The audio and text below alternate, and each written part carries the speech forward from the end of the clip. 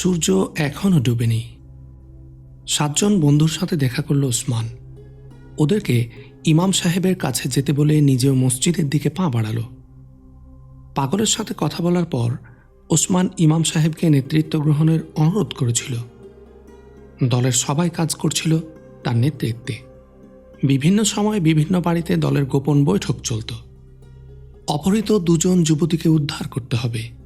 ওসমানের এই সিদ্ধান্ত ছিল আত্মহত্যার শামিল। মুচির পরামর্শ অনুযায়ী ওসমান ইমাম সাহেবের বাড়ি চলে এলো।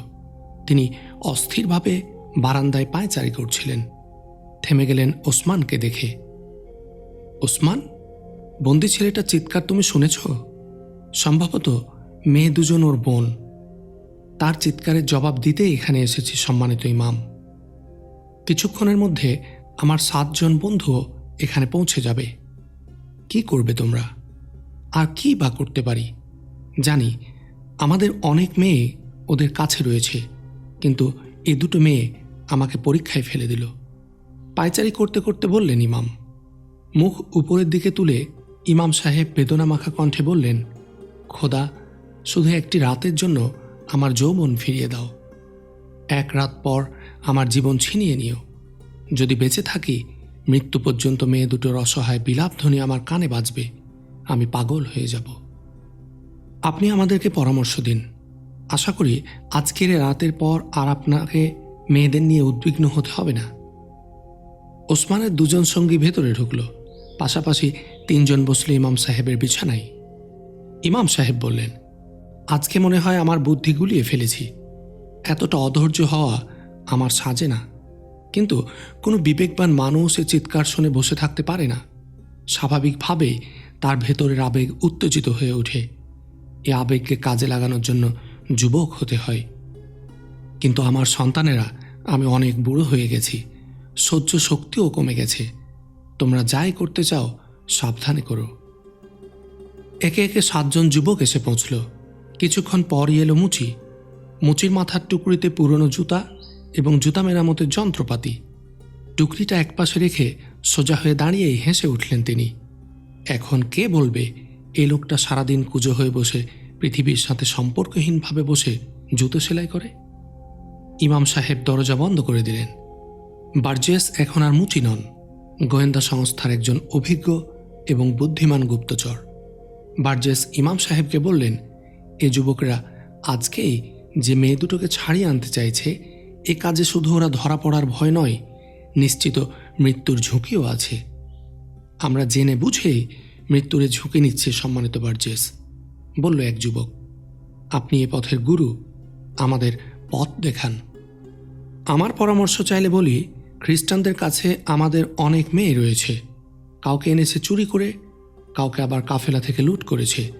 ওদের প্রশিক্ষণ দিয়ে আমাদের বিরুদ্ধে গোয়েন্দাবৃত্তিতে ব্যবহার করছে। কাউকে পাঠাচ্ছে তোমাদের চরিত্র নষ্ট করতে। প্রতিটি মেয়েকে তো তোমরা ছাড়িয়ে আনতে পারবে না।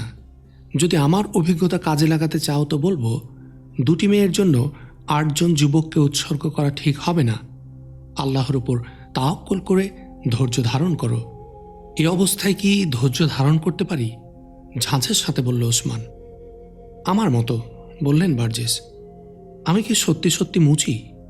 মিশরে আমার রয়েছে উৎকৃষ্ট আরবি ঘোড়া, রয়েছে নিজের বাড়ি, রয়েছে অনুগত চাকর বাকর। একজন সম্ভ্রান্ত ও বিত্তশালী ব্যক্তি হয়েও এখানে বসে সারাদিন আমি মানুষের ময়লা ছেঁড়া জুতা সেলাই করি। তোমরা তোমাদের ইমানি দাবি পূরণ করেছ 2টো মেয়ের মুক্তির জন্য নিজেদের জীবনকে পেশ করে। কিন্তু এ 2 জন মেয়ে সহ অসংখ্য মেয়ের মুক্তি এবং ক্রাক সহ বিশাল এলাকা মুক্ত করার জন্য তোমাদের বেঁচে থাকা দরকার। এজন্য ধৈর্যের সাথে উপযুক্ত সময়ের অপেক্ষা করা উচিত তোমাদের। ইমাম সাহেব বললেন, সম্মানিত বার্জেস অভিজ্ঞ ব্যক্তি, আমি মেয়েদের মুক্তি অবশ্যই চাই, তবে বার্জেসের যুক্তিও এড়িয়ে যাওয়ার উপায় নেই। এক্ষেত্রে তার পরামর্শের বাইরে আমাদের কিছু করা উচিত নয়। ওসমান এবং তার সঙ্গীদের সহ্যের সীমা শেষ হয়ে গেল। বার্জেস এবং ইমাম সাহেবের কথাবার্তা শুনেও তাদের মনে কোনো প্রবোধ এলো না। ইমাম ও বার্জেসের কথা ছাপিয়ে তাদের কানে বাজতে লাগলো আশফাকের চিৎকার ও মেয়ে 2টোর করুণ চাহনি। মেয়ে দুজনকে উদ্ধার করার অভিযান থেকে বিরত থাকা শত যুক্তি তাদের কাছে মেয়ে দুটোর চাহনির তুলনায় নিষ্প্রভ মনে হলো। ওরা বলল, মেয়েরা যেখানেই থাকুক, যে অবস্থায়ই থাকুক, আর তাদের উদ্ধার অভিযান চালাতে যত বড় ত্যাগই স্বীকার করতে হোক, আমরা সেখানে আক্রমণ করবই। আপনাদের দেহের খুন বাসি হয়ে গেলেও আমাদের শিরায় তাজা খুনের অভাব নেই। আপনাদের খুনের দিকে তাকিয়ে নয়, সিদ্ধান্ত নিতে হবে আমাদের দিকে তাকিয়ে, বলল আরেক যুবক। ওসমান বলল, অপারেশনে আপনারা নন, আমরা যাব। আপনারা শুধু বলুন কোন পথে গেলে আমরা বেশি সফলতার আশা করতে পারি। ইমাম সাহেব ও বার্জেস তৎক্ষণাৎ কোনো জবাব দিতে পারল না। কক্ষে 10 জন প্রাণী, কেউ মুখ খুলছে না। গুমোট নীরবতায় ছেঁকে গেল কক্ষ। এ যেন বিস্ফোরণের পূর্ব মুহূর্ত। 8 জন যুবকের চেহারায় আগুন ঝরা দৃঢ়তা, মৃত্যুর জন্য প্রস্তুত ওরা। অনেকক্ষণ পর নীরবতা ভেঙে বার্জেস বললেন, খ্রিস্টান রাজাদের পানশালায় আমাদের 2 জন গোয়েন্দা সাধারণ চাকরের কাজ করে। সুবাক বিজয়ের পর খ্রিস্টানদের ছদ্মবেশে ওরা চলে এসেছিল। এখানে এসে পানশালায় চাকরি নিয়ে গুপ্তচরের কাজ করছে। ব্রিটেন, ইতালি, ফ্রান্স, জার্মানি এবং অন্যান্য দেশের সম্রাটগণ যেখানে বসে আমাদের বিরুদ্ধে যুদ্ধের পরিকল্পনা করে, তোমরা নিশ্চয়ই সে প্রাসাদ দেখেছ। সে প্রাসাদের বিশাল এক কক্ষ ওদের পানশালা। রাতে সেখানে নৃত্যগীতের আসর বসে। আনন্দ ফুর্তি করার জন্য মেয়ে থাকে। মাঝরাত পর্যন্ত মদ পান ও আনন্দ ফুর্তির জলসা চলে। কক্ষটা উপরতলায়, ওখান থেকে সমগ্র শহর চোখে পড়ে। কক্ষের চারপাশে কড়া সেনা প্রহরা। সাধারণ মানুষ তো দূরের কথা, সম্রাটরা ছাড়া অন্য কোনো মহাসম্মানিত ব্যক্তিও সে কক্ষের কাছে যেতে পারে না। মেয়ে দুজন রাতে কোথায় থাকবে আমি এ কথা সংগ্রহ করতে পারবো, কিন্তু ওরা সেখানে থাকলে সে পর্যন্ত যাওয়া তোমাদের পক্ষে সম্ভব হবে না। সেখানে পৌঁছার কোনোই উপায় কি নেই? না, নেই। তবে বাইরের সেনাবাহিনী আক্রমণ করলেই কেবল ওখান পর্যন্ত যাওয়া যাবে। সেনাবাহিনী আক্রান্ত হলে সম্রাটগণ কক্ষের বাইরে চলে আসবে আক্রমণ ঠেকানোর জন্য। কক্ষের প্রহরীরাও হয়তো তখন সরে আসবে সেখান থেকে। কিন্তু আজ রাতে ক্রাকে কোনো সেনা অভিযান হচ্ছে না। সুলতান আইয়ুবী কবে নাগাদ ক্রাক আক্রমণ করবেন তাও বলা যায় না। বাইরের দিক থেকে শুধু আক্রমণ করা দরকার, জানতে চাইল ওসমান। আপনি বলতে চাইছেন আক্রান্ত হলে লোকজন মেয়েদেরকে রেখে ওখান থেকে চলে আসবে, এ সুযোগে এ ছেলেরা মেয়েদেরকে তুলে নিয়ে আসতে পারবে, এই তো? বার্জেসের কাছে ইমাম সাহেব জানতে চাইলেন। হ্যাঁ, আমি তাই বলতে চাইছি। শহরে বড় কোনো ঝামেলা বা আক্রমণ হলে অথবা যুদ্ধের রসদে আগুন লাগলেও কি সবাই ওখানে ছুটে আসবে? হ্যাঁ, জবাব দিলেন বার্জেস। গভীর চিন্তায় ডুবে গেলেন ইমাম সাহেব। ইসলামী ইতিহাসের একটি ঘটনা ভেসে উঠল তার মনের পর্দায়। একে একে বার্জেস এবং 8 জন যুবকের দিকে তাকালেন তিনি।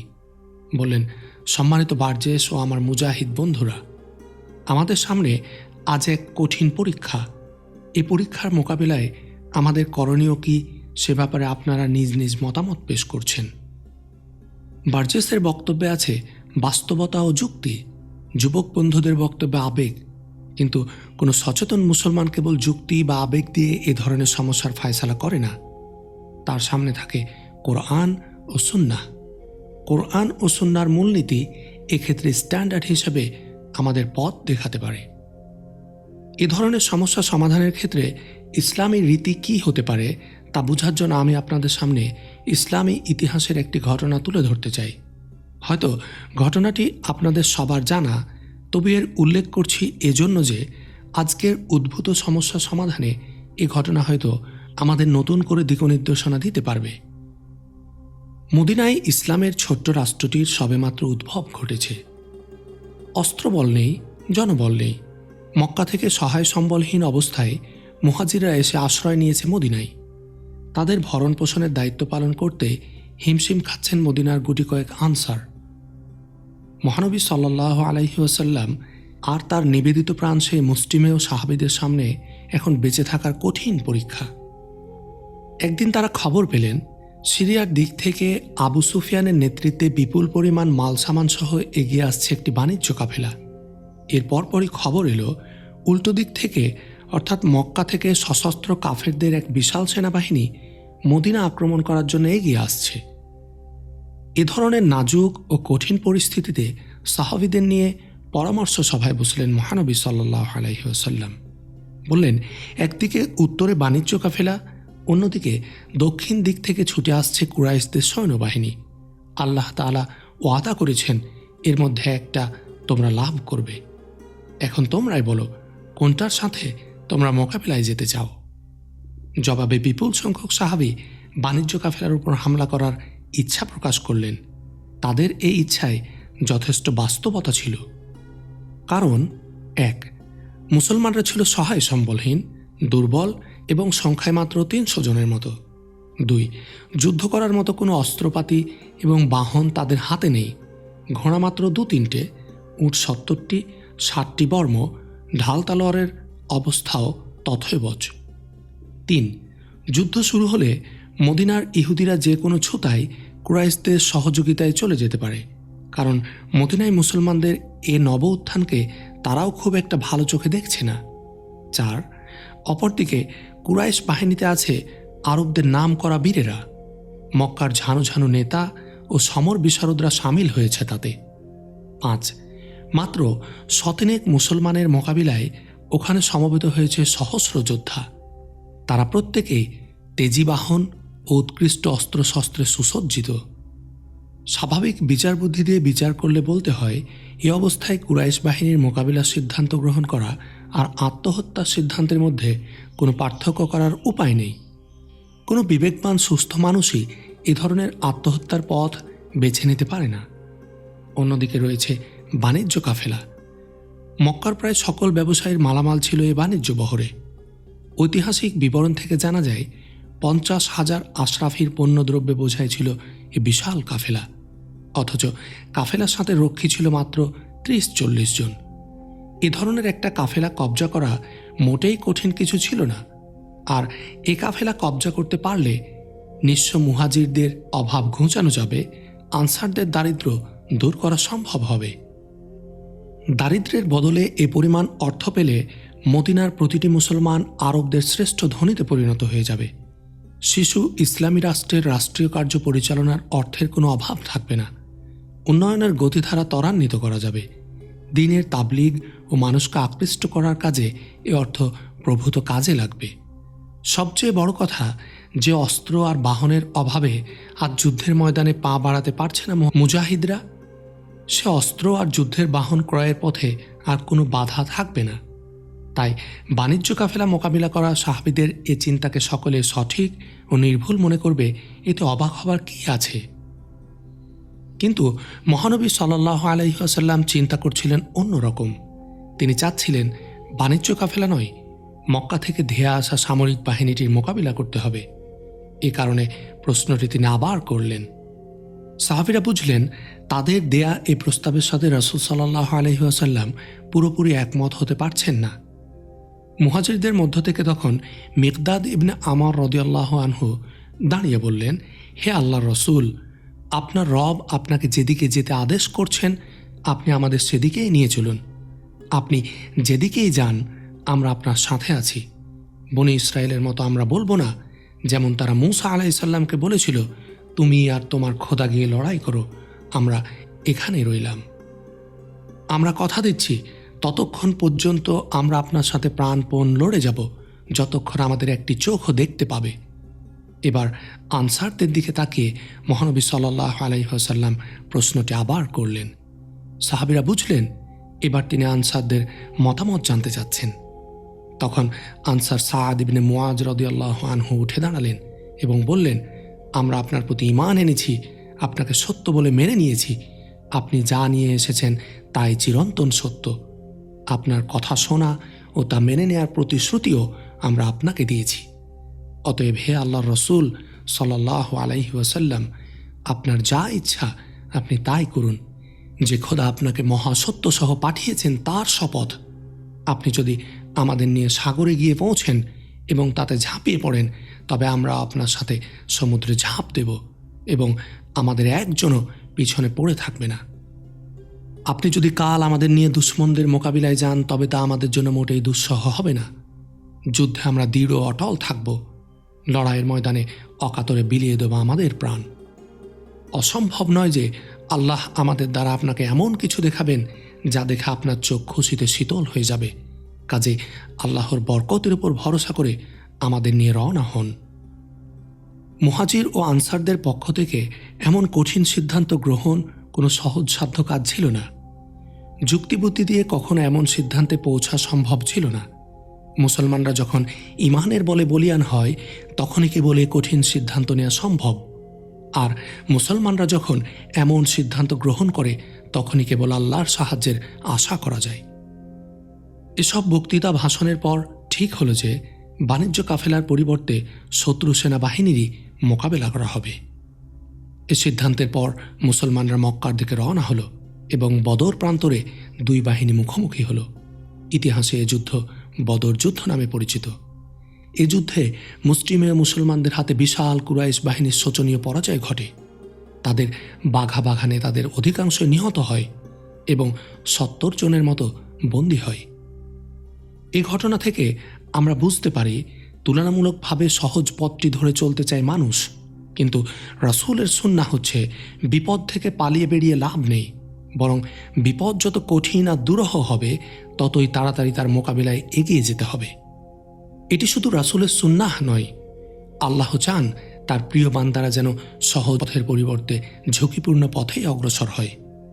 সূরা আনফালে আল্লাহ এ প্রসঙ্গে বলেন, স্মরণ করো সেই সময়ের কথা যখন আল্লাহ তোমাদের কাছে ওয়াদা করেছিলেন যে দুটি দলের মধ্যে একটি তোমরা পাবে।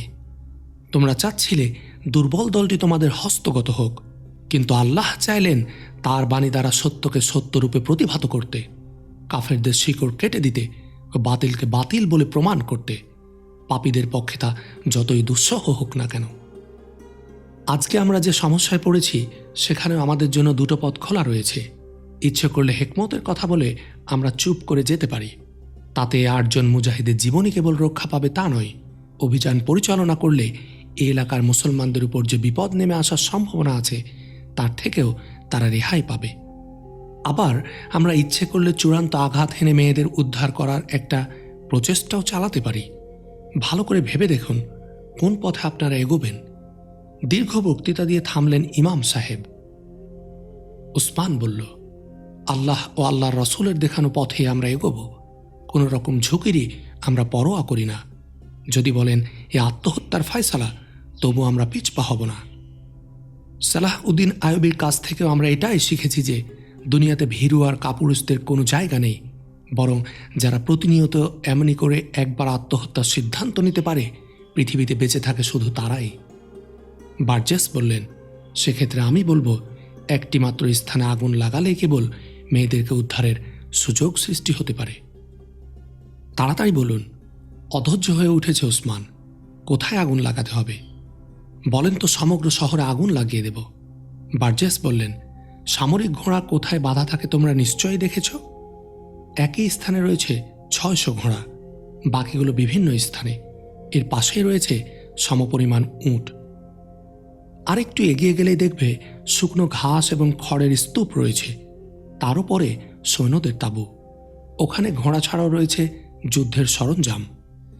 শুকনো ঘাস এবং খড়ের স্তূপে আগুন লাগার সাথে সাথে সেগুলো দাউ দাউ করে জ্বলে উঠবে। তবে ওতে আগুন লাগানো সোজা ব্যাপার নয়। পুরো এলাকা পাহারা দিচ্ছে সশস্ত্র সেন্ট্রি। রাতে ও পথে কেউ যেতে পারে না। তবে তোমরা যদি ঘাসের স্তূপে আগুন দিতে পারো, আমি হলপ করে বলতে পারি পৃথিবী ভুলে সম্রাটগণ ওখানে ছুটে আসবেন। ঘাস যুদ্ধের সমান এবং কাপড়ের আগুন আকাশ পর্যন্ত উঠবে। আতঙ্কিত হয়ে পড়বে শহরবাসী। আগুন লাগানোর সাথে সাথে ঘোড়ার রশি কেটে দিতে পারলে মহাপ্রলয় ঘটিয়ে দেবে ঘোড়াগুলো। এখন কথা হলো, ওখানে কে যাবে আগুন লাগাতে? কে ঘোড়ার রশি কাটবে? ওখানে যাবেই বা কী করে? মনে করুন আগুন লাগানো হলো।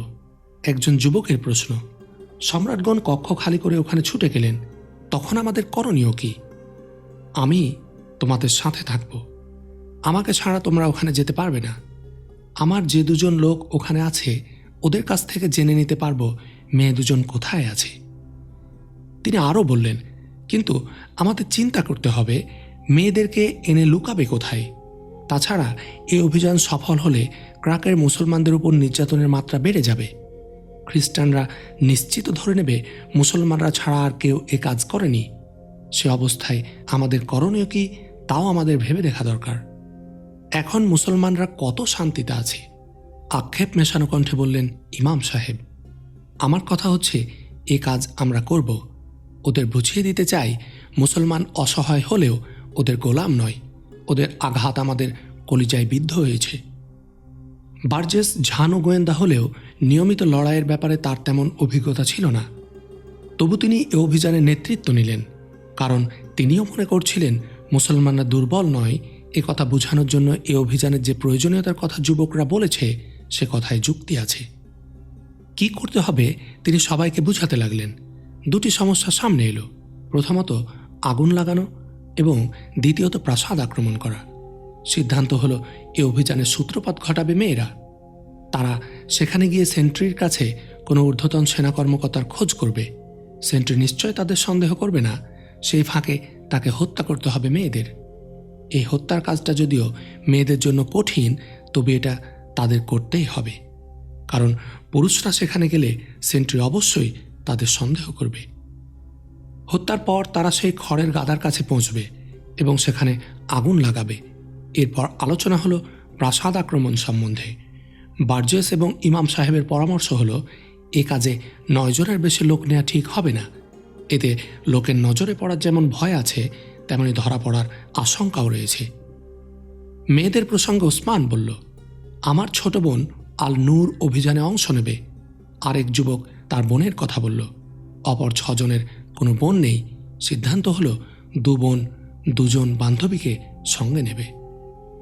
মেয়েদেরকে কর্মপরিকল্পনা বোঝানোর দায়িত্ব বার্জেসকে দেয়া হলো। আলোচনা শেষে ইমাম সাহেব প্রথমে কক্ষ থেকে বেরিয়ে গেলেন। এরপর যুবকরা একজন একজন করে বাইরে বেরিয়ে গেল। বার্জেস বেরোলেন সবার শেষে। টুকরিটা মাথায় তুলে নিলেন তিনি। হাঁটতে লাগলেন মাথা নুইয়ে, ধীরে ধীরে। তাকে দেখে মনে হয় পৃথিবীর সকল দুঃখের বোঝা মাথায় নিয়ে একটা লোক এগিয়ে যাচ্ছে। ওসমান একাকী বাড়ির পথ ধরল। তার বাড়ি এখনো বেশ খানিকটা দূরে। হঠাৎই অন্ধকার ফুঁড়ে তার সামনে এসে দাঁড়ালো কেউ। ভয় পেয়ে 2 পা পিছিয়ে গেল ওসমান। অন্ধকারে শোনা গেল কারো খিলখিল হাসির শব্দ। ছায়ামূর্তি এসে দাঁড়ালো ওসমানের পাশে। ওসমান দেখল একটি নারী মূর্তি। ওসমান ভয়ার্ত কণ্ঠে বলল, কে? ছায়ামূর্তি ওসমানের আরও কাছে সরে এসে বলল, আমি। ওসমান তখনও তাকে চিনতে পারেনি। বলল, আমি কে? রিনি আলেকজান্ডার মুখের কাপড় সরিয়ে বলল, ওসমান, ভূত না, আমি রিনি। রিনি আলেকজান্ডার পাশের বাড়ির সেই খ্রিস্টান যুবতী যার সাথে আল নূরের বন্ধুত্ব। আশপাশের বাড়িগুলোর চাইতে ওসমানদের বাড়িতে ওর যাতায়াত বেশি। যখন তখন হুটহাট চলে আসে। ভাই বোন দুজনের সাথে রিনির খোলামেলা সম্পর্ক। বিশেষ কাজে জড়িয়ে পড়ার পর থেকে ওসমান চাইছে ও আর এ বাড়িতে না আসুক, কিন্তু সরাসরি নিষেধ করে সন্দেহের পাত্র হতে চায় না। ইদানিং ওসমান তাকে এড়িয়ে চলবার চেষ্টা করছে। রিনি সবসময় ওসমানের সাথে ভাব জমানোর চেষ্টা করে। এতদিন এ নিয়ে ওসমানের মনে কোনো প্রশ্ন দেখা দেয়নি, কিন্তু মুজাহিদের কাতারে যেদিন নাম লেখালো সেদিন থেকে তার মনে ভয় ঢুকল। মেয়েটা গোয়েন্দা নয় তো? কখনো তার মনে হতো এ খ্রিস্টান মেয়েটা তার নৈতিকতা নষ্ট করতে চাইছে না তো? তার জাতীয় চেতনাবোধ বিনাশ করার জন্য কি একে তার পিছনে লাগিয়ে দেওয়া হয়েছে? রিনিকে চিনতে পেরে মৃদু সৌজন্যের হাসি উপহার দিয়ে কিছু না বলেই পাশ কাটিয়ে চলে যেতে চাইল ওসমান। সামনে এসে পথরোধ করে দাঁড়ালো রিনি। একজন খ্রিস্টান যুবতীর সাথে কথা বলছে ওসমান। ধরা পড়লে শাস্তি পাবে এমন কোনো আশঙ্কা নেই, বরং একজন সন্দেহভাজন মুসলিম যুবক এক যুবতীর ফাঁদে পা দিয়েছে ভেবে ইহুদি ও খ্রিস্টানরা খুশিই হবে। থেমে গেল ওসমান। বলল, আমার একটু তাড়া আছে রিনি। তোমার কোনো তাড়া নেই, কলকলিয়ে উঠল রিনির কণ্ঠ। এত সহজে আমাকে ছাড়তে পারবে? তোমাকে ছাড়ানোর কথা তো বলিনি। মিথ্যে বলো না ওসমান, রিনির কণ্ঠে অভিমানের সুর। এখন তোমাদের বাড়ি থেকেই আসছি। তোমার বোন স্পষ্ট করে বলে দিয়েছে তুমি আর এসো না। ভাইয়া রাগ করেন। কেন ওসমান? এ কথা তো তুমিই আমায় বলতে পারতে। ওসমান নিশ্চুপ। বোনটা খুব তাড়াহুড়া করেছে। কি জবাব দেবে তাই ভাবছে ওসমান। তাকে নীরব থাকতে দেখে রিনি বলল, বলো তো কেন তোমাদের বাড়ি যাব না?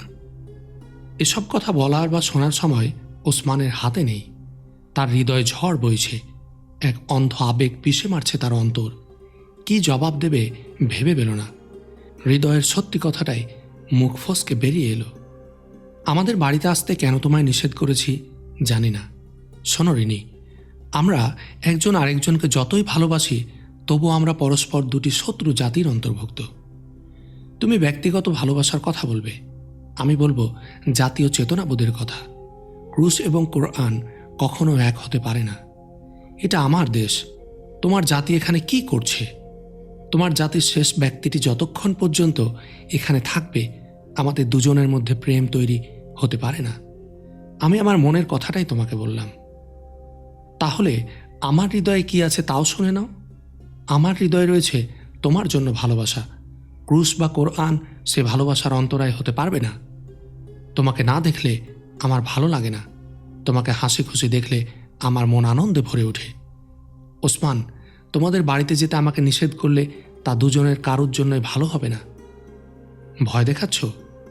তা দেখাতেই পারো, কারণ তুমি যে শাসক জাতির মেয়ে। আমার মনে শাসকের অহমিকা থাকলে এতক্ষণ তুমি এখানে থাকতে না, থাকতে জেলের অন্ধকার প্রকোষ্ঠে। তুমি কি ভেবেছ তুমি কি করছো আমি কিছুই জানি না? বলো তো তোমার গোপন তৎপরতার কথা বলে দিই। আমার জাতি এবং দেশের বিরুদ্ধে ব্যবহার করার জন্য যে অস্ত্র সম্ভার তোমার ঘরের মাটির নিচে লুকিয়ে রেখেছ সে খবর কি তোমায় বলবো? আল নূরকে তুমি সামরিক ট্রেনিং দিয়েছ, তোমার সঙ্গীদের অনেককেই আমি চিনি। তুমি জানো না ওসমান, তোমার এবং জেলের মাঝে আমি এখন বাধা হয়ে আছি। তুমি জানো কে আমার পিতা? কতবার তিনি বলেছেন ওসমানকে গ্রেপ্তার করা জরুরি হয়ে পড়েছে? প্রতিবারই আমি অনুনয় বিনয় করে বলেছি ওসমানের বোন আমার বন্ধু, তাছাড়া ওর পিতার একটা পা নেই। আব্বা আমায় শাসিয়ে বলেছেন ওদের সাথে সম্পর্ক ছিন্ন করো, মুসলমানরা ভালোবাসার পাত্র নয়। আমি আমার পিতামাতার একমাত্র সন্তান, এজন্য তারা আমার ইচ্ছার বিরুদ্ধে কিছু করতে পারছেন না, নইলে কবেই তুমি অন্ধকার প্রকোষ্ঠে ঢুকে যেতে। রিনির কথা শুনে ওসমান পাথরের মতো জমে গেল। তার ঠোঁট দুটো যেন কেউ শক্ত আঠা দিয়ে লাগিয়ে দিয়েছে। সে কিছু বলতে চাইল, কিন্তু কিছুতেই ঠোঁট দুটো আলাদা করতে পারল না। রিনির চোখ থেকে টপ টপ করে অশ্রুর ফোঁটা পড়তে লাগলো, গলা বসে এলো। আর কোনো কথা না বলে সে মাথা নিচু করে দাঁড়িয়ে রইল। ওসমান আবারও কথা বলতে চেষ্টা করল, কিন্তু এবারও তার গলা দিয়ে কোনো স্বর বের হলো না। সূর্য ডুবেছে অনেক আগে, জেকে বসে আছে রাতের আধার। পথের মাঝখানে দাঁড়িয়ে আছে ওরা দুই যুবক যুবতী, কারো মুখে কোনো কথা নেই। ওসমান বেশ কিছুক্ষণ চুপ করে থাকার পর যখন সম্বিত ফিরে পেল, রিনিকে পাশ কাটিয়ে এগিয়ে যাওয়ার জন্য পা বাড়ালো। সে এক পা এগোতে রিনি আবার তার সামনে এসে তার পথ রোধ করে দাঁড়ালো। পলকে দুজনের মাঝে সব ব্যবধান ঘুচে গেল। ওসমানের বুকের সাথে মিশে গেল রিনি। ওর দুটো হাত ওসমানের কোমর পেঁচিয়ে ধরল। ওর শরীরের সুগন্ধ ছড়িয়ে পড়ল ওসমানের চারপাশে। দুজনের নিঃশ্বাস মিলেমিশে একাকার হয়ে যাচ্ছে। ওসমানের গাল স্পর্শ করেছে রিনির রেশম কোমল চুল। ওসমান মুক্ত হবার চেষ্টা করতেই রিনি ছেড়ে দিল তাকে। আমায় মুক্তি দাও রিনি, ওসমানের বিধ্বস্ত কণ্ঠ। আমায় পাথর হতে দাও। আমার আর তোমার পথ এক নয়। দুজন কখনো একত্র চলতে পারবো না। তোমার বাপ মা যেমন এটা মেনে নেবে না, তেমনি আমারও। আমরা নিরুপায় রিনি, আমাকে তুমি ক্ষমা করো। তোমার প্রেম বন্ধন থেকে মুক্তি দাও আমায়। ওসমান, এই কি তোমার মনের কথা? তুমি কি পারবে তোমার হৃদয়ের গোপন কুঠরিতে আমার যে ছবি আঁকা আছে তা মুছে ফেলতে? বলো, পারবে? এছাড়া আমি আর কি করতে পারি রিনি? আবেগ দিয়ে তো জগৎ চলে না। বাস্তবতাকে অস্বীকার করব সে শক্তি আমার কোথায়? প্রেম উৎসর্গ চাই। রিনির কণ্ঠে মাদকতা। বলো, কি ত্যাগ চাও তুমি আমার কাছে? এ মুহূর্তে তোমার কাছে আমার চাওয়ার কিছু নেই। শুধু চাই আমাকে ভুলে যাও, ক্ষমা করো আমাকে। অসম্ভব। তুমি আমার জীবনের প্রথম এবং শেষ মনের মানুষ। তোমাকে ভুলে যাওয়া আমার পক্ষে কিছুতেই সম্ভব নয়। তবে তুমি চাও বা না চাও, আমি কথা দিচ্ছি আজ থেকে তোমার যা ইচ্ছে তুমি করে বেড়াও। তাতে তোমার যে বিপদ আসবে সে বিপদ আমার। তোমায় আমি কখনো গ্রেপ্তার হতে দেব না। ওসমান গভীর হতাশা ছড়িয়ে বলল। আর বাস্তবতা আমাকে বলছে, ওসমান, এই মাদকতাময় দেহ আর রেশম কোমল চুলের ফাঁকে তুমি কোনোদিন জড়াতে পারো না। এ অনুচিত, এ অসম্ভব। আর তাই আমিও প্রতিজ্ঞা করছি, আমার মনে কি আছে তা তোমাকে কখনোই বলবো না। প্রাণ গেলেও আমি আমার জাতির শত্রুপক্ষের কোনো ঘরের কোনো যুবতীর প্রেমের ফাঁদে পা দেব না। ঠিক আছে ওসমান, তোমার প্রতিজ্ঞা তোমার কাছে জমা থাক। আমার ভালোবাসার জন্য আমি কতটা ত্যাগ স্বীকার করতে পারি, আজ থেকে সে পরীক্ষায় আমি দিয়ে যাব। যাও ওসমান, তোমার খুব তাড়া। তোমাকে অনেকক্ষণ আটকে রেখেছি বলে দুঃখিত। তবে তুমি চাও বা না চাও, তোমার বাড়ি আসা আমি কখনোই বন্ধ করব না। পথ ছেড়ে দাঁড়ালো রিনি। দ্রুত পা চালালো ওসমান। তার অনেক সময় এরই মাঝে নষ্ট হয়ে গেছে। ওসমানের গমন পথের দিকে অনেকক্ষণ বিষণ্ণ দৃষ্টিতে তাকিয়ে রইল রিনি। ওসমানের পায়ের আওয়াজ মিলিয়ে গেলে নিজেও বাড়ির দিকে হাঁটা দিল রিনি।